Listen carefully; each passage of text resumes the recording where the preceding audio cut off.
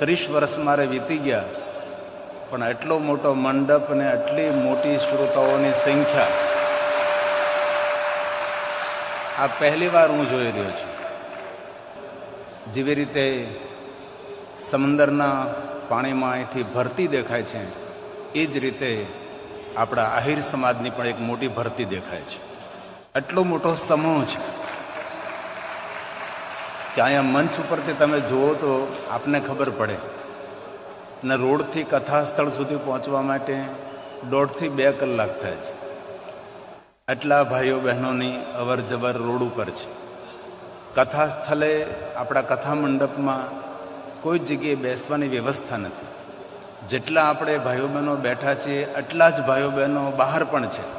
કારણ કે હું બહારથી અત્યારે આવ્યો જોઈને કથામાં 30 વર્ષ મારે વીતી ગયા, પણ એટલો મોટો મંડપ ને આટલી મોટી શ્રોતાઓની સંખ્યા આ પહેલી વાર હું જોઈ રહ્યો છું. ઉત્તર ધ્રુવથી લઈને દક્ષિણ ધ્રુવ સુધી કથા કરી, દેશ વિદેશોમાં કથા કરી, ભારત અને ગુજરાતમાં દરેક રાજ્યોમાં કથા કરી, પણ આટલી મોટી શ્રોતાઓની સંખ્યા આ પિંડ તારક તીર્થમાં આપણા આહિર સમાજ દ્વારા સંખ્યા ઊભી થઈ છે. આવું સંગઠન, આવો સંપ, આવો જો આપણો સમૂહ રહે તો ભારત દેશનું નેતૃત્વ કરવા માટે આપણે સૌ સમર્થ બની જાય. આ કોઈ નાનો સમૂહ નહીં કહેવાય, આ બહુ જ મોટો સમૂહ કહેવાય. અહીંથી નજર પોગે ત્યાં સુધી ભાઈઓ બહેનો કથાની અંદર ઉપસ્થિત છે. તો આપ સૌની ઉપસ્થિતિને બહુ હૃદયથી બિરદાવું છું. દ્વારકાધીશ ભગવાન કૃષ્ણજીએ રાસુ યજ્ઞ કર્યો. દ્વારકાધીશના ચરણોથી વિભૂષિત થયેલી આ ધરા છે. પિતૃઓના તર્પણ માટે, પિંડદાન માટે પ્રસિદ્ધ ભૂમિ છે. બસ કથાના માધ્યમ દ્વારા આપણે સૌએ એક જ પ્રયાસ કરવાનો છે કે જેને જેને પિંડ તારક તીર્થની ખબર નથી, જેને પિંડારક તીર્થનો મહિમાની ખબર નથી, એ લોકો સુધી આપણે આ તીર્થને પહોંચાડવાનું છે. અને બસ એક જ ઉદ્દેશ રહેશે કે જે દ્વારકાધીશ પધારે છે એ બધા જ પિંડારક તીર્થમાં એકવાર દર્શન કરવા માટે પધારે, તેમના પિતૃઓનો ઉદ્ધાર થાય. ભલે અહીં આવ્યા પછી પિતૃઓના તર્પણ માટે આપણે વિધિ કરીએ ન કરીએ, પણ આ ધરતી પર ઉપસ્થિત થવા માત્રથી આપણા પિતૃઓનું કલ્યાણ થાય, આપણા પિતૃઓનો ઉદ્ધાર થાય છે. 5 પાંડવે પોતાના કુટુંબીજનોનો ઉદ્ધાર માટે સુંદર વિધિ કરી, આપણે એ કથા સાંભળી. આવું સુંદર દુર્વાસા મુનિ તપથી તપેલી ભૂમિ, અને મહર્ષિ દુર્વાસા મુનિ એકલા નહીં રહેતા હતા, અગણિત ઋષિમુનિઓ તેની સાથે રહેતા હતા. 12,000થી વધારે સંખ્યામાં ઋષિમુનિઓની ઉપસ્થિતિ આ પિંડકારક તીર્થમાં રહેતી હતી. આ તીર્થનું પહેલું નામ છે પિંડારક. જ્યારે રાસુ યજ્ઞ કર્યો ભગવાન દ્વારકાધીશે, એ સમયે સમગ્ર તીર્થો પિંડના રૂપમાં ઉપસ્થિત થયા અને પિંડમાંથી અર્ક નીકળ્યો. અર્ક એ કુંડમાં સ્થાપિત કર્યો અને તામ્રકુંડનું નિર્માણ થયું, જે કુંડ સમંદરની અંદર ગરકાવ થયું. કારણ કે દ્વારકાધીશ ભગવાન કૃષ્ણજીએ જ કહ્યું હતું કે હવે દુર્વાસાજી થોડી જ વારની અંદર હવે સમંદરનું પાણી ફરી વળશે, કારણ કે મારે સ્વધામ જવાનો સમય થઈ ગયો છે, તેથી જલ્દી ત્યાંથી આપ સ્થળાંતર કરો. તેથી મહર્ષિ દુર્વાસા મુનિએ સ્થળાંતર કર્યું, કારણ કે જે સ્થાન પર દુર્વાસા મુનિ તામ્રકુંડનું નિર્માણ કર્યું હતું તે સ્થાન પર સમંદરના પાણી ફરી વળ્યા હતા. અને ત્યાર પછી આ નવા સ્થાનનું સંશોધન થયું અને ભગવાન દ્વારકાધીશ ભગવાન કૃષ્ણજીએ વચન આપ્યું કે આ પવિત્ર ધારા પર પિંડકા તારક તીર્થની અંદર જે પોતરાઓનું પોતાના પિતૃઓનું પિંડદાન કરશે તેની 101 પેઢી નહીં પણ 106 પેઢીનો ઉદ્ધાર થશે. કારણ કે 108 પેઢી તો દરેક તીર્થોમાં થાય, પણ 5 પાંડવને સાથે જોડી 106 પેઢીનો ઉદ્ધાર કરનારું આ સુંદર પાવન તીર્થ છે. અને તીર્થમાં આપણે સૌ ભેગા મળીને ભગવાન મહાદેવને યાદ કરી રહ્યા છીએ. તો આદરથી, ભાવથી, ભક્તિથી ભગવાન મહાદેવની કથાનું શ્રવણ કરો. જે કોઈ કથાનું શ્રવણ કરે છે ભગવાન મહાદેવજી તેમની કામના, તેની મનોકામના પૂર્ણ કરે છે. આવું સુંદર આ ગ્રંથનો એક મહિમા છે. અને એક વાત યાદ રાખજો, આ દુનિયામાં સૌને મહાદેવની ભક્તિ મળતી નથી. આપણે યદુવંશીઓ ભગવાન દ્વારકાધીશ કૃષ્ણજીને માનનારા છે, પણ દરેક યદુવંશના હૃદયમાં મહાદેવ પ્રત્યે ભક્તિ છે. કારણ કે ભગવાન દ્વારકાધીશ ભગવાન કૃષ્ણ પણ મહાદેવના પરમ ભક્ત હતા.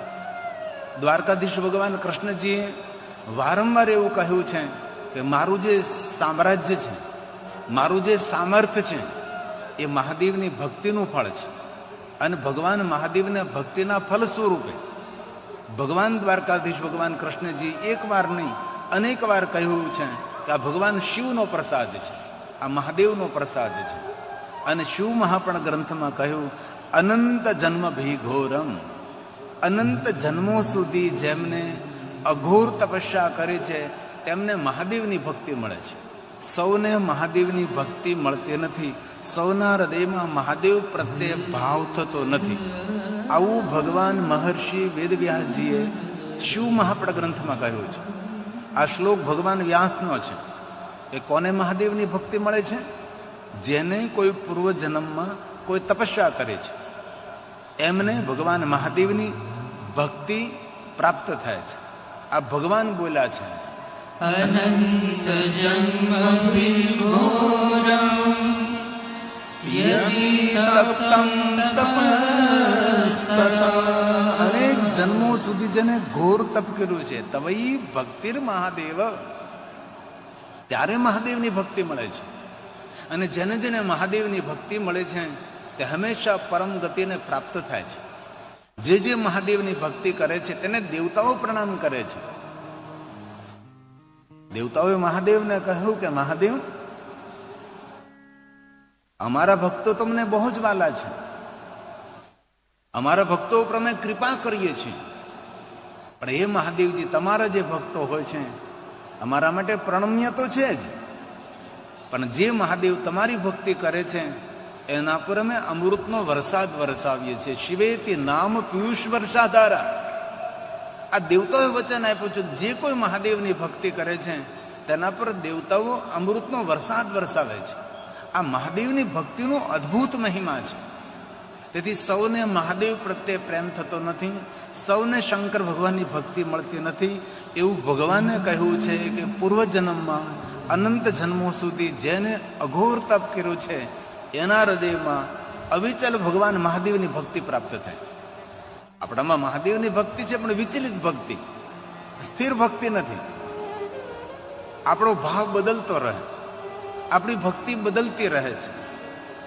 ભગવાન મહાદેવજી જ્યારે ભગવાન રામજીને મળ્યા ત્યારે ભગવાન મહાદેવજીએ પ્રભુ રામજીને કહ્યું કે પ્રભુ રામ, તમે કઈ વચન માંગો મારી પાસે. ત્યારે ભગવાન રામજીએ કહ્યું કે મને સ્થિર ભક્તિ આપો, મને વિચલિત ભક્તિ નથી જોતી. ઘડીએ ઘડીએ મારું મન ભક્તિથી વિચલિત થાય એવી ભક્તિ મને નહીં જોઈએ, મને તો સ્થિર ભક્તિ જોઈએ છે. આપણને સૌને જો યાદ હોય, ધ્યાન દીજીએ, તો આપણે 12 જ્યોતિર્લિંગમાં એક પંક્તિ એવી ગાઈએ છીએ કે ભગવાન અમને અવિચલ ભક્તિ આપો. જે ભગવાન દ્વારકાધીશે મહાદેવ પાસે માગી હતી, 5 પાંડવોએ મહાદેવ પાસે માગી હતી, ભગવાન પ્રભુ શ્રી રામજીએ મહાદેવ પાસે માગી હતી, એવી એક પંક્તિ આપણે 12 જ્યોતિર્લિંગની આરતીમાં ગાઈએ છીએ. આમાં જેને જેને 12 જ્યોતિર્લિંગની આરતી આવડતી હોય, કંઠસ્થ હોય, તેમને ખબર હોય જે ભગવાન પ્રભુ રામજીએ મહાદેવની પાસે માગ્યું હતું એ જ વાત જ્યોતિર્લિંગની આરતીમાં કરે છે. સુનિએ જરા. નવમા ભીમા શંકર ભક્તિ અવિચલ આપો. કેટલી સુંદર વાત છે. આપણે આ શિવાલયમાં રોજ આરતી ગાઈએ છીએ. ભગવાનની આગળ કેવી માંગણી કરી છે, મને અવિચલ ભક્તિ મળે.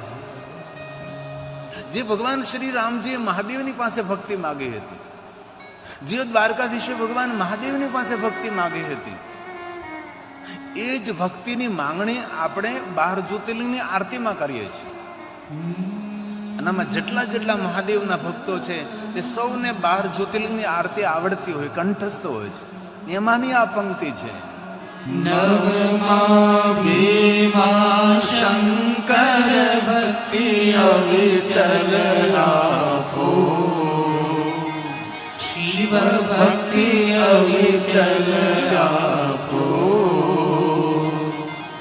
દશમા શિવ રામેશ્વર, દશમા શિવ રામેશ્વર, સેતુ બંધ સ્થાપ્યા. ઓમ હર હર હર મહાદેવ, ઓમ હર હર હર મહાદેવ. ભગવાન રામજીએ મહાદેવ પાસે માગ્યું છે અવિચલ ભક્તિ. આપણી ભક્તિ કોઈથી વિચલિત ન થાય. અને આપણને તો ખબર છે કે આપણી ભક્તિ એક દિવસ બહુ વધી જાય ને એક દિવસ ઘટી જાય. જેમ દરિયામાં ભરતીને ઓટ આવ્યા કરે એમ આપણી ભક્તિ વધઘટ થયા કરે. એવી ભક્તિ નથી જોતી. અમને સ્થિર ભક્તિ જોઈએ છે, અવિચલ ભક્તિ જોઈએ છે. તો આ ભક્તિ કોને મળે? એ ભગવાન વ્યાસજીએ શિવ મહાપડા ગ્રંથમાં કહ્યું. શ્લોક એટલા માટે બોલું છું, સર્વ સિદ્ધાંત નિષ્પન્નમ. શ્લોક આપણને સમજાય નહીં, પણ હું જે તમને કહું છું એના આધાર સ્વરૂપે, આ સિદ્ધાંત સ્વરૂપે શ્લોક બોલવો જરૂરી છે કે આ વાત કલ્પિત નથી. આ વાત ઉડતી ઉડતી આપણે કોઈ જગ્યાએ પકડી નથી. આ વાત ભગવાન વેદવ્યાસીએ કહે છે અને શિવ મહાપડા ગ્રંથ કહે છે. શું કહે છે? અનંત જન્મ વિભોરમ યદિ તપ્તં તપસ્તથા ત્વયિ ભક્તિર મહાદેવો ભવિતાયન પાયિની, ભવિતાયન પાયિની. તેથી જેને જેને મહાદેવની ભક્તિ મળે છે એમનો જન્મ લેવો સફળ છે, એનું જીવન ધન્ય છે.